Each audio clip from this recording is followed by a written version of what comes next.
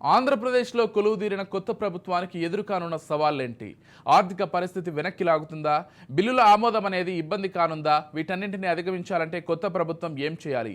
ఆర్థిక వనరులను ఎలా సమకూర్చుకోవాలి? కేంద్రం కరుణిస్తేనే ముందుకు వెళ్లే అవకాశం ఉందా? Watch the story.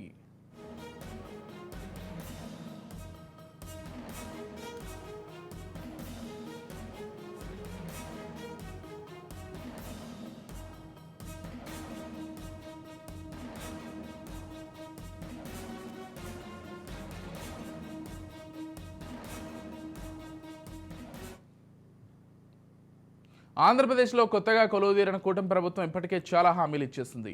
ఆ హామీలన్నింటినీ అమలు కావాలంటే కొన్ని వేల కోట్ల రూపాయలు అవసరమవుతాయని చెప్పక తప్పదు.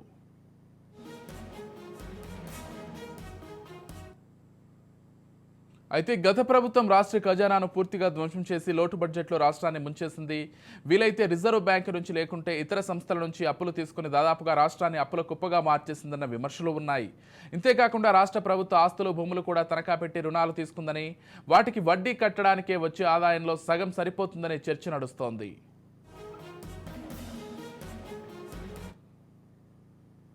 మరి ఈ పరిస్థితుల్లో ఉన్న అప్పులు తీర్చుకోవడం, వడ్డీలు కట్టడం, కొత్త పథకాలకు ఆర్థిక వనరులు సమకూర్చడం ఈ నూతన ప్రభుత్వానికి కాస్త ఇబ్బందికరమే అంటున్నారు.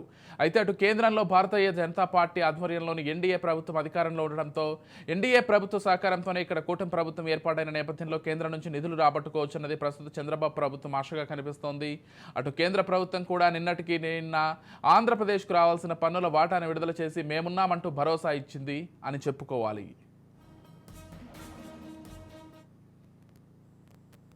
చంద్రబాబు కూడా సంపద సృష్టి విషయంలో దీర్ఘదృష్టి కలిగిన నేత అయినందువల్ల రాష్ట్రంలో సంపాదన సృష్టించడం, ఆదాయాన్ని పెంచడం లాంటి కార్యక్రమాలు చేపట్టే అవకాశాలు ఉన్నాయి.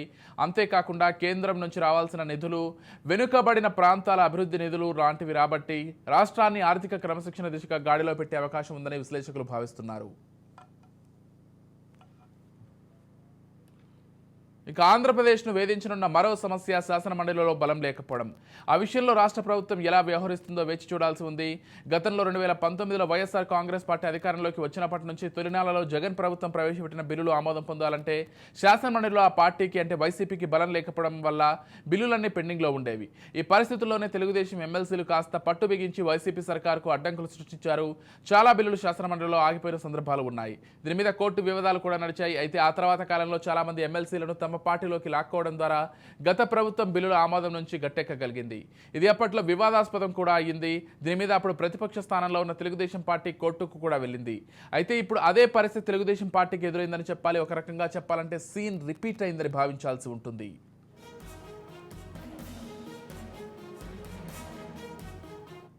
ప్రస్తుతం ఆంధ్రప్రదేశ్ శాసనమండలిలో వైఎస్ఆర్సీపీకి 30 మంది సభ్యులు ఉన్నారు. తెలుగుదేశం పార్టీకి కేవలం 8 మంది మాత్రమే ఉన్నారు. ఇండిపెండెంట్లు 4 ఉన్నారు. నామినేటెడ్ సభ్యులు 8 మంది, పీడీఎఫ్ సభ్యులు 2 ఉన్నారు.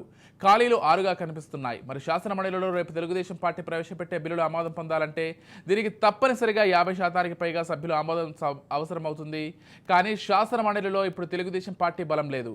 58 మంది ఉన్న శాసనమండలిలో వైసీపీకి 30 మంది ఉన్న నేపథ్యంలో ప్రస్తుత ఎన్డీఏ ప్రభుత్వం ప్రవేశపెట్టే ఏ బిల్లు కూడా ఆమోదం పొందే పరిస్థితి లేదు.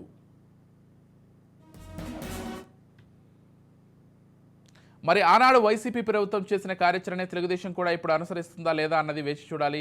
ఒకవేళ శాసనమండలిలో కూడా అత్యధిక సాధించాలంటే ఎన్డీఏ సర్కార్ ముందున్న అవకాశాలు 2. అందులో ప్రధానమైనది వైసీపీకి ఉన్నటువంటి ఎమ్మెల్సీలలో కొంతమందిని తమ పార్టీలోకి లాక్కు రావడమే ప్రధానమైనది. అదే జరిగితే గతంలో మేము చేసిన దాన్ని తప్పు అన్నారే, ఇప్పుడు మీరు అదే చేశారని వైసీపీ విమర్శించే అవకాశం ఉంది. అలాగని వైసీపీకి చెందిన ఎమ్మెల్సీలు కూడా ప్రస్తుతం వైసీపీ అధికారంలో లేదు కాబట్టి అధికారంలో ఉన్న ఎన్డీఏ సర్కార్ వైపుకు వలస వెళ్లే అవకాశమూ లేకపోలేదు. మొత్తం మీద బిల్లు అమలు కావాలంటే మాత్రం శాసనమండలిలో వైసీపీకి చీలిక తప్పదని పరిస్థితి ఏర్పడింది. ఇక రెండవ ఆప్షన్ ఏంటంటే ఇప్పటికే తెలుగుదేశం పార్టీకి 8 మంది సభ్యులు ఉన్నందువల్ల ఇండిపెండెంట్లను తమ వైపునకు తిప్పుకొని అలాగే నామినేటెడ్ సభ్యులు కూడా తమ ఖాతాలో వేసుకుని అప్పుడు ఖాళీలో ఉన్నటువంటి 6 స్థానాలను భర్తీ చేయడం ద్వారా ఆ రకంగా తెలుగుదేశం పార్టీ కొంతవరకు ముందుకు వెళ్లే అవకాశం ఉంది. ఏది ఏమైనప్పటికీ వైసీపీ నుంచి కనీసం 4 స్థానాలను చీల్చక తప్పదని పరిస్థితి ప్రస్తుతం నెలకొంది. బడ్జెట్ ఆమోదం పొందాలన్నా అలాగే కీలక బిల్లులు ఆమోదం పొందాలన్నా తప్పనిసరిగా శాసనమండలిలో అత్యధికత కోసం తెలుగుదేశం పార్టీ కృషి చేయాల్సిన అగత్యం ఏర్పడింది.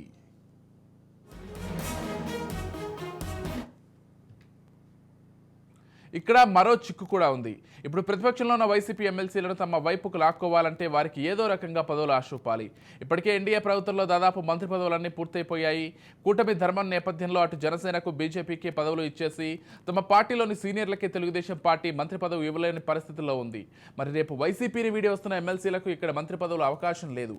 మరి వారిని ఎలా అకామిడేట్ చేస్తుందో దానిని పట్టే వైసీపీ ఎమ్మెల్సీలు కూటమి వైపునకు వచ్చే అవకాశం ఉంది. ఇక్కడ పదవులు లేవు, వచ్చే వారికి అవకాశాలు లేవు. ఇలాంటి పరిస్థితుల్లో వారిని ఎలాగోలా ప్రలోభపెట్టి తమ వైపునకు తిప్పుకుంటేనే రేపు తెలుగుదేశం పార్టీ ప్రభుత్వం తీసుకునే కీలక నిర్ణయాలు, కీలక బిల్లులు అమలయ్యే అవకాశం ఉందని చెప్పాలి.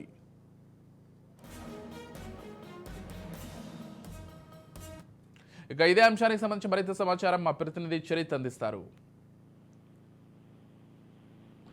చెప్పండి చరిత్.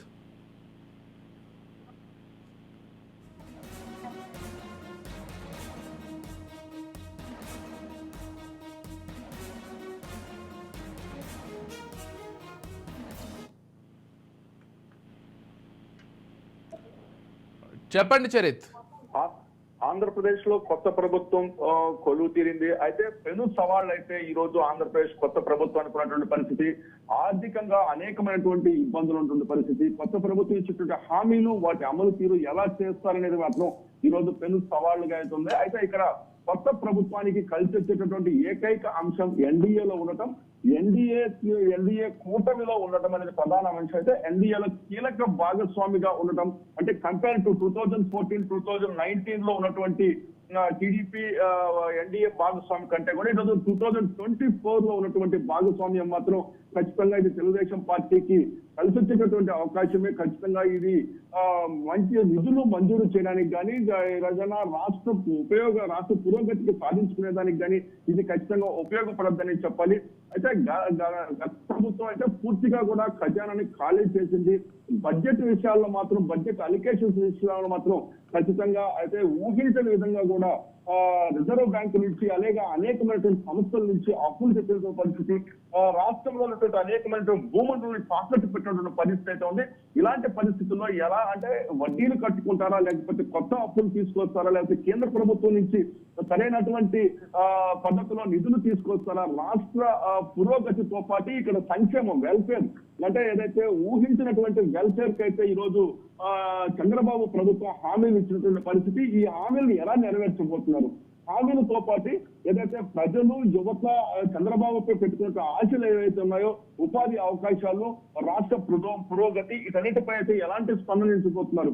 ఇది మాత్రం ఖచ్చితంగా కూడా రాష్ట్ర ప్రజలే కాదు, యావత్ ప్రతి ఒక్క సగటు ఆంధ్రప్రదేశ్ వారు కూడా దీని మీద వేరు చూస్తున్న పరిస్థితి ఉంది. ఖచ్చితంగా ఇది వైఎస్ఆర్ కాంగ్రెస్ పార్టీ చేసినటువంటి అనేకమైనటువంటి అప్పులను ఎలా బ్యాలెన్స్ చేయబోతున్నారు అనేది కూడా ఇది ఖచ్చితంగా పని సవాలే. కానీ ఇక్కడ మరొక కీలకమైన అంశం అయితే ఉంది. ఏదైతే తెలుగుదేశం ప్రభుత్వం ప్రవేశపెట్టినటువంటి బిల్లులు రేపు శాసన మండలిలో ఆమోదం పొందుతాయా లేదనేది కూడా మరొక కీలకమైనటువంటి అంశం. ఇక్కడ తెలుగుదేశం పార్టీకి పూర్తిగా కూడా మద్దతు లేనటువంటి పరిస్థితి. దగ్గర 30 మంది ఎమ్మెల్సీలు ఈ రోజు వైఎస్ఆర్ కాంగ్రెస్ పార్టీ వైపు ఉన్నారు. 2019 లో కూడా ఇదే సినారియా కొనసాగింది. 2019 లో వైసీపీ ప్రభుత్వం ఏదైనా బిల్లులు ప్రవేశపెడితే వాటిని ఖచ్చితంగా కూడా అప్పుడు బలంగా ఉన్నటువంటి శాసనమండలిలో బలంగా ఉన్నటువంటి తెలుగుదేశం సభ్యులు ఆ బిల్లుని ఆమోదం చెందనీయకుండా అనేక రకమైన ఆటంకాలు సృష్టించడం, ఇవన్నీ కూడా ఖచ్చితంగా కూడా జరిగేటటువంటి పరిస్థితులు ఉన్న నేపథ్యంలో ఎలాంటి ఈ సవాళ్ళను ఎలా ఎదుర్కోబోతున్నారు అంటే ఇక్కడ ఇండిపెండెంట్ గా ఉన్నటువంటి ఎమ్మెల్సీలు ఉన్నారు, తెలుగుదేశం పార్టీకి ఉన్నటువంటి ఎమ్మెల్సీలు ఉన్నారు, 8 మంది ఉన్నారు. వీళ్ళని బ్యాలెన్స్ చేసుకుంటూ మరి కొత్త 6 ఎమ్మెల్సీలు ఖాళీగా ఉన్నటువంటి పరిస్థితి ఉంది. వైసీపీ నుంచి కొంతమంది ఎమ్మెల్సీలకి గాలం వేసి యువతలకు లాక్కుంటారా, ఇది ఎలా వ్యవహారచన చేయబోతుంది టీడీపీ అన్నట్టు కూడా కొంత ఖచ్చితంగా దీనిపై కూడా చాలా చర్చ జరుగుతున్న పరిస్థితి అయితే ఉంది. ఒకవేళ ఇక్కడ మనం గమనించినట్లయితే శాసన మండలిని కానీ స్ట్రెంథన్ గా చేసుకుంటే టీడీపీ ప్రభుత్వం ప్రవేశపెట్టేటువంటి ప్రతి బిల్లు కూడా ఆమోదం పొందేటటువంటి పరిస్థితి ఉంటుంది. కాబట్టి ప్రధానంగా దీనిపై అయితే మాత్రం టీడీపీ సర్కార్ దృష్టి సారించేటువంటి పరిస్థితి. అది దీనికి చేయాలంటే మాత్రం ఆపరేషన్ ఆకర్షికి వీళ్ళు తెరదీపాల్సిన పరిస్థితి ఉంటుంది. కానీ ఇక వైసీపీ నుంచి వచ్చేటటువంటి మా ఎమ్మెల్సీలు ఎవరైతే ఖచ్చితంగా వాళ్ళు పదవులు ఆశిస్తారు, మంత్రి పదవులు ఆశిస్తారు. కానీ ఇప్పుడు ఆ పరిస్థితి లేదు. ఈ సవాళ్ళనికి ఎలా ఎదుర్కోబోతున్నది మాత్రం ఖచ్చితంగా ఇది ఒకంత పెను సవాల్గా మారిన పరిస్థితి. ఈ వ్యవహారంపై అయితే అనుకోవడానికి చంద్రబాబు ఎలా వ్యవహరిస్తున్నారో మాత్రం ఖచ్చితంగా చూడాలి. Thank you Charith.